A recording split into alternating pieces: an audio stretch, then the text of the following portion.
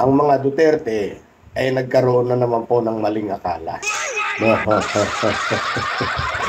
Akala po nila, kakampi nila ang Iglesia ni Cristo para protektahan si VP Sara at kalabanin naman ang mga desisyon po ni Pangulong Bongbong Marcos. Ayun, tuloy, luhaan sila sa kanilang maling akala. Well, maiksi lamang po ito mga kababayan, mga ka-explore. Kaya hayaan nyo na munang batiin ko kayo ng napakaganda at mapayapang araw ng Biyernes. Ano po? Enero, Agyes na po tayo ngayon. At ilang buwan na lamang po, Pasko na naman po.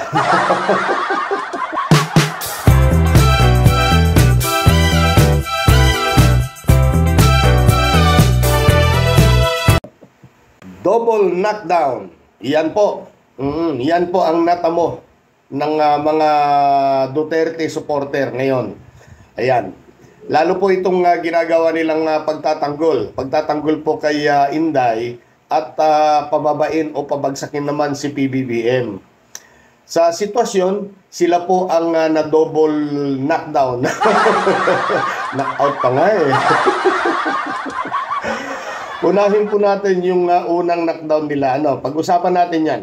Ito. Iyakan sila eh. Ngaw-ngawan sila talaga. Oo. Saan? Dito po sa Executive Order 81 ni Pangulong Bongbong Marcos, kung saan winalis po niya ang dalawang Duterte bilang miyembro ng Security Council. Itong National Security Council. Ang ingay nila talaga, no? Inupakan nila, talagang binanatan si Pangulo. May mga nagsabi pa nga na unconstitutional daw ito. Ano ngayon? Eto, sinupalpal kayo ng inyong kakampi. Nasupalpal po itong mga Duterte supporters nitong kakampi nila na si Senator Bato de la Rosa. Ayan, yan. Anong sinabi po dito ni Senator Bato? Ang sabi niya dito ay respetuhin natin ang desisyon ng executive sa pagtanggal kay VP Sara sa National Security Council. At kung anuman ang reason, discretion na nila yun. At hindi naman nakalagay sa constitution natin yan na talagang nandyan lagi ang Vice President. Ayun, tama. Tama ka, Bato, Senator Bato.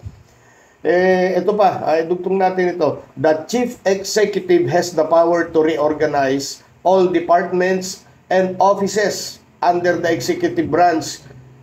Ayan, galing mismo kay Senator Bato de la Rosa. Ano po?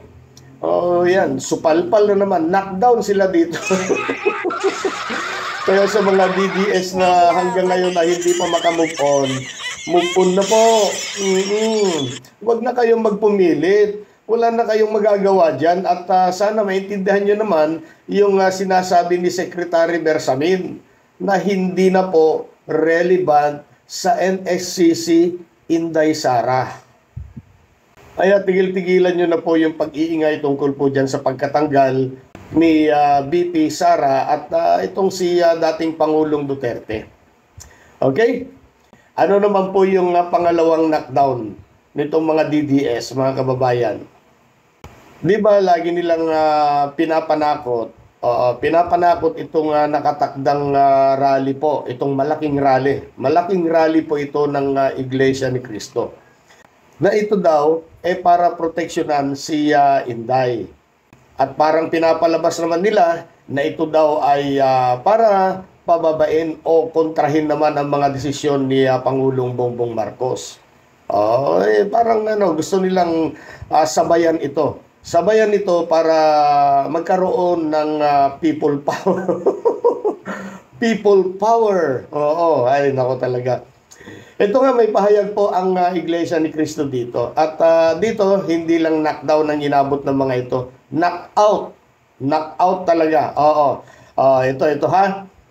Ang sabi ng Iglesia ni Cristo, ito, basahin po natin. Calling the attention. Sino ang mga ito?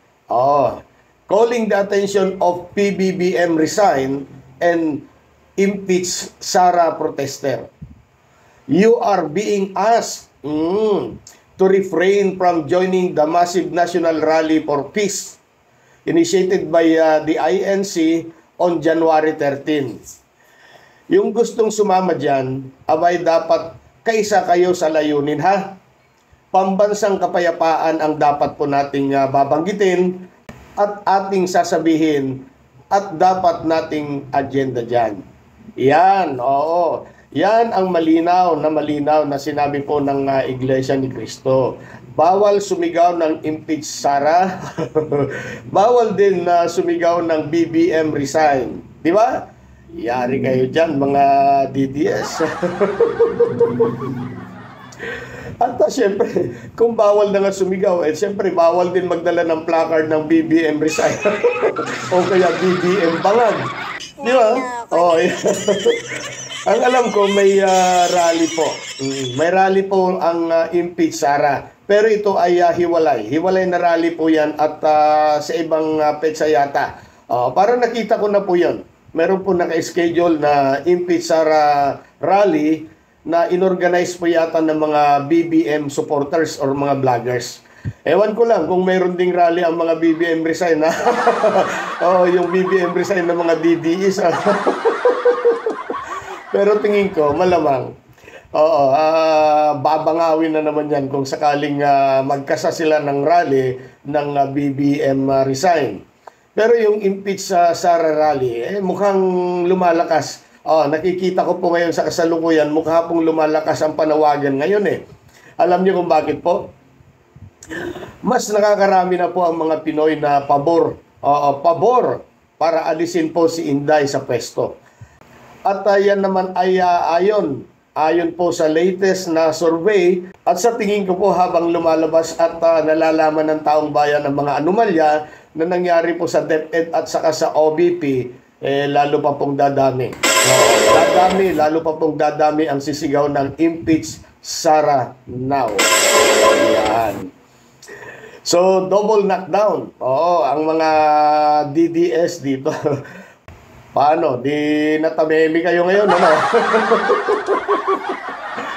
Okay, so mga kababayan, mga ka-explore, hanggang dito na lang po muna tayo. Malaya po kayong magpahayag ng inyong mga saloobin at damdamin. Bukas po ang ating comment section para sa inyo. Hanggang sa muli po, maraming salamat po sa panonood.